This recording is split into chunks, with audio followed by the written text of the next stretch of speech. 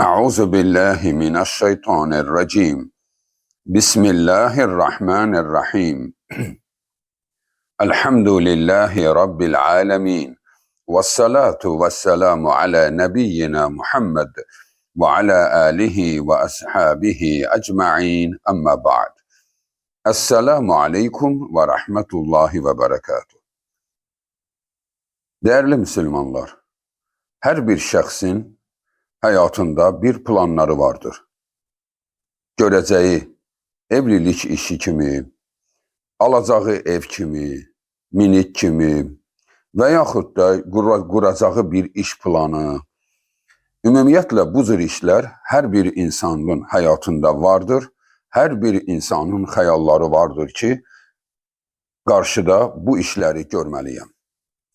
Değerli Müslümanlar, bir iş görərkən mütəxəssislə məsləhətləşmək olar. Ki, misal üçün, maşın alacaqsansa, mütəxəssislə məsləhətləş ki, daha xeyirlisini, sağlam olanını aldanmayasan. Hər hansı bir iş üçün bu yararlıdır. Biznes qurmaq istəyirsən, həmən biznesdə mütəxəssis olan birisi ilə məsləhətləşə bilərsən.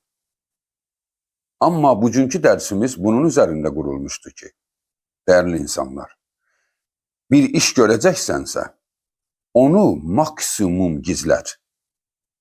Bacardığın qədər gizlət. Heç kəslə paylaşma. Yalnız məcbur qaldığın adamlarla onu paylaş. Məcbur qaldığın adam.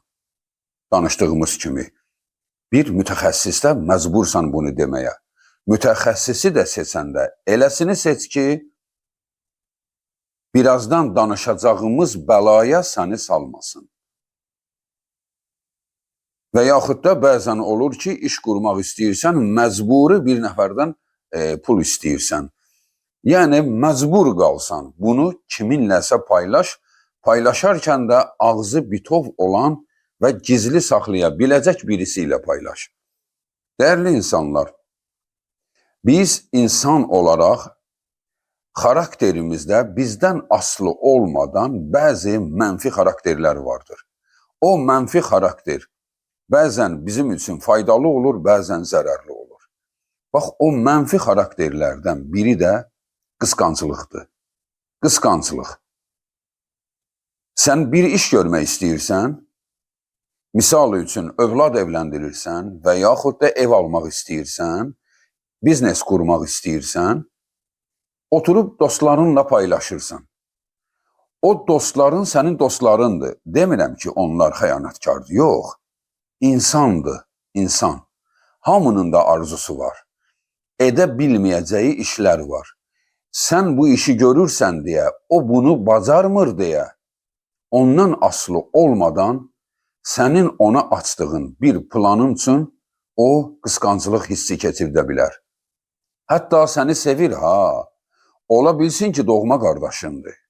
Ola bilsin ki, sənin valideynindir. Hər kəsdə bu ola bilər.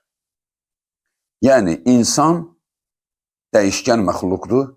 İnsan içində fırtınalar vardır. O fırtınalar bəzən sevdiyinə qarşı da əsir. Sevdiyinə qarşı da olur. Nə qədər övladlar vardır ki, anasının bədnəzərinə gəlib. Onu sevən anasının, onu sevən atasının bədnəzərinə gəlib. Halbuki o bunu istəmirdi. Amma özündən asılı olmayan işlər vardır. Ona görə değerli insanlar, bir iş görəcəksənsə, maksimum onu gizli saxla. İş baş verəndən sonra, bəli, onu ona sürpriz kimi et. Get ona şad xəbər kimi ver. Bu başqadır. Amma qabaqcadan demə, çünki istəmədən işin pozula bilər. Bəli, değerli insanlar, bir neçə insanın, bizim bir neçə işlərimizin əksəriyyəti bədnəzərdən korlanmışdı. Bizim isə ondan xəbərimiz yoxdur.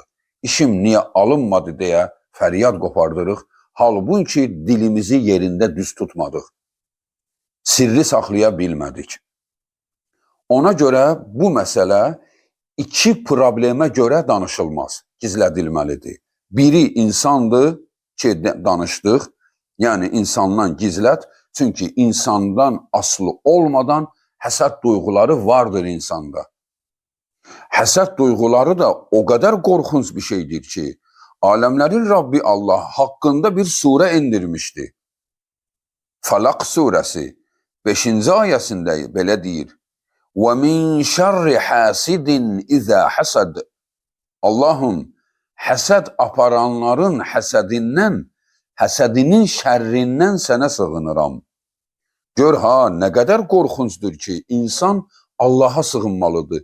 Yalnız Allah qoruya bilər onu bu bəladan. Ona görə bizim əksəriyyətimiz görəcəyimiz işin üstünü açdığımıza görə o işimiz pozulur. Və özümüz də sonra şikayəti Allaha edirik, Allah ilə küsürük ki, niyə bu iş belə oldu? Halbuki Rəbbimiz bizə demişdi ki, həsəddən qaç. Sən isə sözü danışdın. Və sonra deyirsən, neyniyim, sevdiyim birisi idi, adam dərdini kimə danışar ki? Bu dərd deyil ki, bu plandır. Plandır, dərd deyil ki. Dərd problemdir. Bu hələ problem deyil ki, sən iş qurmaq istəyirsən, bir iş görmək istəyirsən, hələ bir gizli saxla. Allahın Resulü sallallahu aleyhi və səlləm buyurur ki, ümmətimin çoxu bədnəzərdən öləcək. Subhanallah, öləcək ha, pis nəzərdən öləcək. Digər bir hədisdə buyurur, bədnəzər dəvəni qazana, adamı məzara göndərər. Dəvəni qazana, dəvəyə bədnəzər olanda, dəvə yıxılır, qıçı sınır, sahibi də görür ki, qıçı sındı, məcburdur onu kəsir ki, qazana, yeməyə ki, hayf olmasın. Bax, dəvə getdi qazana, insan da gedir məzara. Deməli, insanı ölümünə qədər gedə bilir. Diqqətli olun. Yusif əleyhissalamın hadisəsini unutmayın. Yusif əleyhissalam bir yuxu görmüşdü. Yuxusunu atasına danışdı. Atası ona nə dedi? Oğlum, bunu heç kəsə danışma. Səni qarşıda bir peyğəmbərlik gözləyir. Böyük bir şöhrət gözləyir səni. Baxın, doğma qardaşları bunu eşitdi, bunu bildi. Ata bir qardaşları onu qısqandılar. Qısqancılığın sonu nə oldu? Onu öldürdülər. Onlara görə ölmədi də. Yəni onu öldürüb quyuya atdılar, ölümünə tərk etdilər. Amma Allah saxladı. Başına nələr gəldi? Bütün ömrünün gənc dönəmi həbsxanalar, böhtanlar və sıxıntılar içində yaşadı. Gör nə qədər başına bəlalar gəldi, sözünün üstü açılmasına görə. Ona görə dəyərli insanlar, sirrini gizlin saxla. Gizli saxla, iş həyata keçəndən sonra Allaha təşəkkür edərək insanlara da bu barədə xəbər ver. Bunun birinci tərəfi idi. Yəni, birinci problem insandır. İnsandan da böyük bir problem vardır. İblis. Sən sirrini danışarkən iblis eşidir. Baxın, dəyərli insanlar, iblis bizim qəlbimizi bilmir. Sən nə qədər ki, içində düşünürsən dərində, iblisin ondan xəbəri yoxdur. Ta ki, sən danışmadıqca. Sən danışdın, iblis planı bilir. Və o planı pozmaq üçün bütün ordusunu sənin üzərinə göndərir. Bəli, baxın, Allah Subhanahu taala Qur'an-ı Kərimdə Əl-Hicr surəsi 42-ci ayədə belə buyurur. İnnə ibadi leysə ləkə aleyhim sultanun illə mən ittəbəəkə minəl qavin. Sənin, mənim qullarım üzərində heç bir hökmranlığın yoxdur. Allah iblisə deyir. Sənin, mənim qullarım üzərində heç bir hökmranlığın yoxdur. Günahkarlardan başqa. Yəni, iblis səni tanımır, içini bilmir. Ta ki, sən özün dilə gətirmədikcə. Bəs bəzən dilə gətirməsən də iblis bilə bilər. Bax, o da sənin səhvindir. O da nədir? Baxışlarınla bildirirsən. Baxın, iblis tetizdə qalıb. Bax, eyni it kimidir o. Eyni, çox itə bənzəyir. Bax, gözlərini dikib sənin gözlərinə. Baxır ki, sən hara baxırsan. Baxın, bizdə bugün müasir texnologiyada algoritm proqramı var. Algoritm proqramı. Misal üçün, TikTok ən güclü algoritm proqramı ilə işləyir. Hətta Amerika o proqramı ondan almaq üçün müharibə belə eləməyə hazırdır. Ala bilmir. Algoritm proqramı nədir? Sən telefona baxırsan, telefonda ardıcıl şəkillər gəlir, xəbərlər gəlir, film gəlir, musiqi gəlir, nə bilim, xatirələr gəlir, cürəbəcür şeylər gəlir. Telefondakı o proqram, algoritm proqramı sənin gözünü izləyir. Sənin gözün hansı proqramı, hansı şəklin, hansı videonun üzərində bir saniyə geciksə, həmin algoritm proqramı sənin baxışlarını tutur ki, aha, bu filan şeyə baxdı. Anında mərkəzə siqnal və mərkəz başlayır həmən barədə bir-iki fotomu, videomu sənə göndərir. Və sən də yavaş-yavaş ona baxdıqca o səni tapır. Proqram səni kəşf edir. Aha, bu musiqiyə xoş gəlir və bu tipli musiqi xoşuna gəlir. Bax, səni tapır, kəşf edir. Yavaş-yavaş sənin telefonun səni kəşf edir. O bilirsən nəyi istəyirsən, hansı növ xəbərləri istəyirsən, hansı tip filmləri xoşlayırsan, hansı növ musiqi xoşuna gəlir. Bax, beləcə səni kəşf edir və ondan sonra arxivində olan bütün bu cür proqramları sənə göndərir. Buna deyirlər algoritm proqramı. Sənin gözlərin duyğularını tutmasıdır. Bunu insan icad eləyib. İndi gör, şeytan bizim baxışlarımızı, nəfəsimizi necə izləyir? Deməli, şeytan bizim içimizi bilmir. Ancaq himcimdən başa düşür. O sənin duyğularını hiss edir. Aha, buna filankəsin adını yanında çəkdik, filankəsin adını yanında çəkdik, bu duyğulandı. Aha, bu qul gedib qalıb pəncərənin qırağında, pəncərədən çölə baxır. Pəncərədən çölə baxmaq nə deməkdir? Bu, normalda, psixologiyada darıxmaq deməkdir. Yəni, bu insan darıxır. Darıxan insan bu formada qalır. Pəncərə qırağında gözlərini bir yerə zilləyib, ora baxır, duyğulanıb. Deməli, bunu biz bu şəkildə biliriksə, bunun 10 qat artığını iblis bilir. Ki, bu adam niyə duyğuludur? Bu adam nə xəbər eşitdi ki, belə sevinir? Bu adam nə istəyir? Bax, beləcə o bizim baxışlarımıza baxır. Sənin içində keçən duyğuları əgər zahiri və biruzə verdinsə, iblis onu tutacaq. Bəli, bu da Quran ayəsi ilə subutdur. A'raf surəsi 27-ci ayə.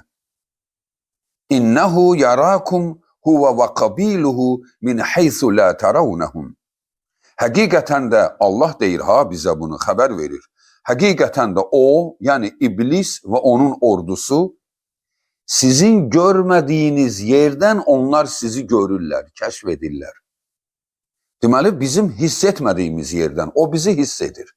Ona görə də sən hətta niyyətini baxışlarından belə gizlətməlisən. Tam içində saxla. İblis də bilməsin. Çünki iblis bilsə, hökmən kimləri isə sənin üstüvə göndərəcək. Biri sənə xəbər gətirəcək, bu işi görmə, filan kəs gördü, belə oldu, elə oldu, pulun qalıb əlində, kimi səni qorxudur. Evlilik işidir, iblis gəlir, xəbər gətirir. Bilirsən, o kimlərdəndir, onun anası belə olub, atası belə olub, güclə işi pozur. Sən bu qızı alacaqsan, atası nəyimə lazım, qohumları nəyimə lazımdır sənin. Bax, amma iblis öz işini görür, münasibətləri pozur. O tərəfə də, bu tərəfə də. Deməli, iblis sən demədikcə, yox, sən deyəndə insanlar bilir. İblis isə sən onu öz çöhrənə çıxartmadıqca, yəni zahirində hiss olunmadıqca, baxışlarında, nəfəsində, dərində bu hiss olunmadısa, bu iblisdən də gizlin qalır. Bilirsiniz, neçə-neçə insanlar sirrini danışdığına görə başına bəlalar gəlib. misal üçün deyir, dünən axşam həyətdə idim, birdən çəpərin üstündə bir şey gördüm. Hasarın üstündə bir şey gördüm. Belə qorxdum. Bax, dedim bunu, iblis eşitdi. İblis bildi ki, bax, bunun qorxusu var. Bu qorxur. Vəssalam, bundan sonra hey səni hasarın üstündən bir şey göstərəcək. Ağacın üstündə bir şey göstərəcək ki, səni yavaş-yavaş qorxudacaq və səni sıxıntılara salacaq və sonra da səni mollaya göndərəcək. Get dua yazdır. Bax, bir səhvindən iblis səni tanıdı. Ona görə bizi iblis kəşf edir. Arxivinə yazır. Bunun xarakteri nədir? İndi biz bu günə qədər müəyyən qədər özümüzü buraxmışıq. İblis ola bilsin ki, bizim haqqımızda artıq müəyyən qədər məlumatı var. Amma onu dəyişə bilərik. Yəni biz tövbə edib, Allaha sığınıb, Allahım mənə güc ver, mən ona qələbə çalım deməklə biz iblisin planlarını poza bilirik. Onun dalğasını poza bilirik. Onun dəftərini silə bilirik. Allaha sığınmaqla. Ona görə də dəyərli insanlar, planını deşifrə etmə. Planlarını açma. Gizli saxla, iş həyata keçənə qədər. Yoxsa sənə əngəl olacaq. Ya insanlar, ya iblis. Zaten iblis də özü gəlib əngəl olmur. İblis vəsvəsə verir, sənə verir, qarşılıqlı adamlara verir və sənin planlarını pozur. İblis də belə, insan da belə. İblis bizim əzəli düşməndir. İnsanlar isə bizim düşmənimiz deyil. İnsanların mən hətta yaxşılarını belə deyirəm ki, onlarla da paylaşma. Çünki ondan aslı olmayan bir şeylər olur. İnsandır. İçində duyğuları ona güc gələ bilər və yaxud da ki, ən azı belə. Yəni sənə qısqanmaz ki, niyə bu misal üçün övladını evləndirir.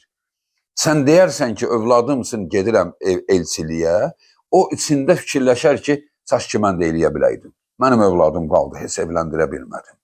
Bax, ən azı bu cürə ola bilir. Biz insanıq, yəni etiraf edək ki, hər birimizdə bundan biraz vardır. Yalnız özünü islah edən, Allahdan qorxub da, Allahım, bu nə duyğulardır mənim içimdə, deyib özü ilə mübarizə aparanlar bunu müəyyən qədər bacarır. O da bir yerə qədər. O da bir yerdə uduza bilir. Ona görə dəyərli insanlar, içimizdə olan niyyətlərimizi gizli saxlayaq. Allah bizim içimizi bilir. İnnallaha alimun bizatis sudur. Ali İmran surəsi 119-cu ayə.